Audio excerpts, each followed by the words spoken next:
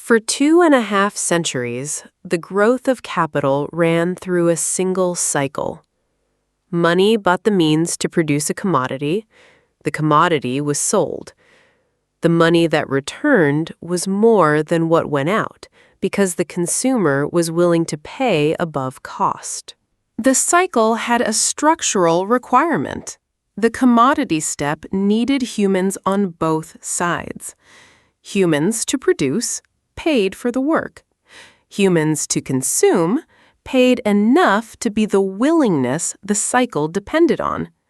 The consumer was not optional. In 2026, the 5 largest hyperscalers committed between $660 and $690 billion of capital expenditure.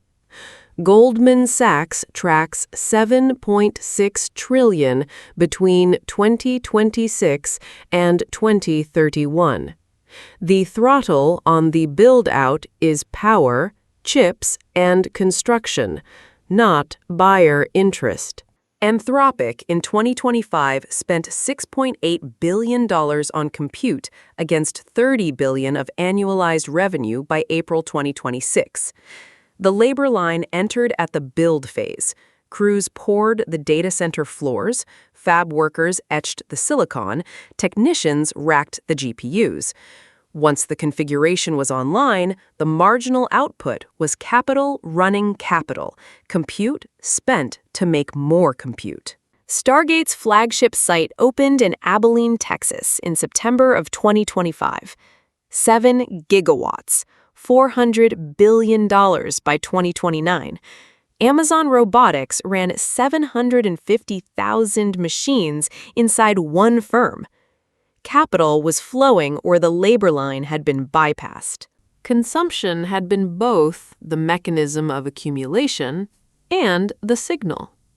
Prices were how capital learned what to make next. Thin the consumer, and capital loses the direction. It steers toward what other capital is buying, toward what the state procures, toward what concentrated wealth wants. Capital had flowed through labor to realize itself. The words we used for the economy named it. What is arriving is not that capitalism. The question opens of what kind of arrangement this is.